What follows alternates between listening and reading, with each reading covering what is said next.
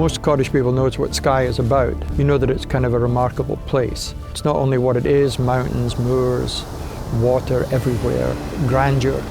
There's everything here, but it's also the weather pattern. So it's a combination of all these things together that gives it this strange power and mystery that is great to photograph.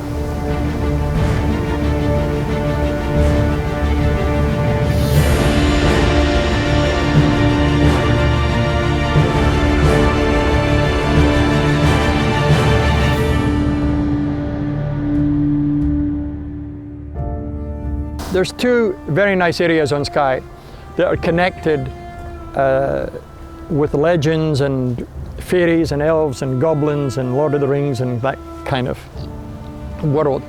And one's called the Fairy Pools, and if you look in the distance there, there's actually a series of them all the way coming down there. So we're going to trek out there and photograph these pools. To me, these waterfalls look like Victorian Gothic paintings. So therefore, it's a matter of me trying to make a statement other than coming here to make postcards. There's a great danger that the photography, you come to this and you're overawed by the scenery, and then you make too much of the scenery and not enough of the photography. So there's a sense of Gothic romance in Scotland. If you think about castles and ruins and so on. I have all of these things in my head, so when I'm working, I try and impose that on some of the pictures. So as I'm putting a mood into the pictures. I'm going to shoot the fairy trees that have been sprinkled with fairy dust. We'll probably expose for the leaves, and probably the rest will be fairly dark and dramatic.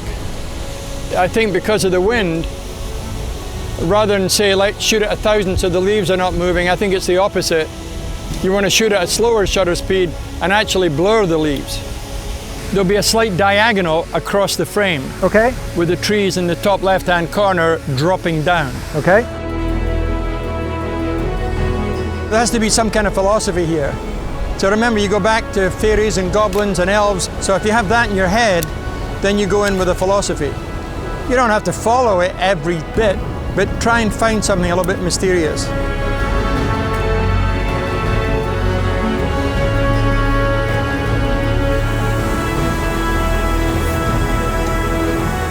You know, when the Victorians first came up here, they would just sit here and paint this scene because it was raw nature. I'm going to put you on auto, and then when you get it locked in, I'll go back to manual. And I'm going to rack you out for a second. Hold on. Okay, now hit auto halfway down. What's the shutter at the moment? Half. Well, it's pretty good. I mean, my feeling about blurred water sometimes is it's about the most overused technique. Let's see how much power we can get into the shot. Hopefully I'm not relying on the blurred water to like make it effecty and nice and a bit surreal and so on. So it really is kind of classically a Scottish shot, like a Gothic Victorian painting. And it still has a little sense of Lord of the Rings. I think it's pretty good. It's not overly soft in the water, but it's soft, of course. I think you'd need 1,000th of a second to stop this or more. You want to get darker on that water because I know it's blurred. Right. You want to get detail. You want a bit more detail in the blur. Now we like the motion, so I'll go on aperture. Yes. Okay. So but I reckon it's 2 stops. Okay. So we're at 12. Let me hit one. Let me go to 14, 18. Okay. Try that.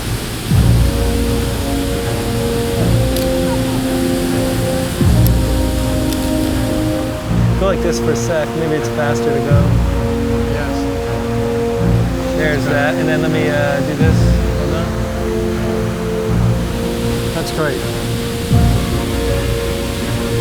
Look at the ground. The stones are worn from how many photographers have taken pictures here, you know?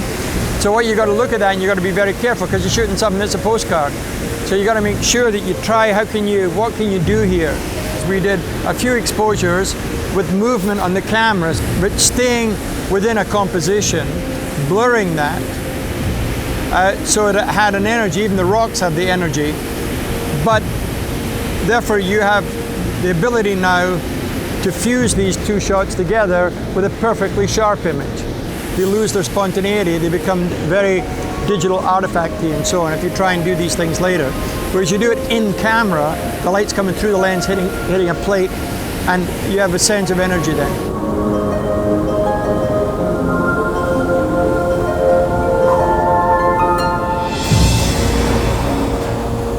You're looking for something, you're looking for something.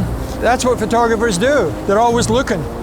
And then there's a programmed part of your brain that you get a connection with something.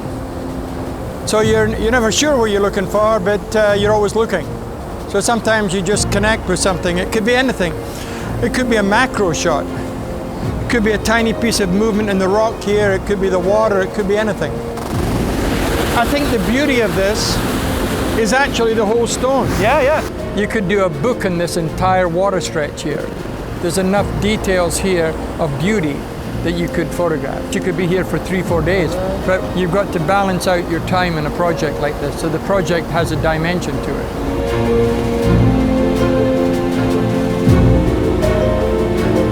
I think sometimes you're sitting here contemplating and looking at everything, and then you think, how about lunch? Amen. Yeah, see? You have to keep those assistants happy.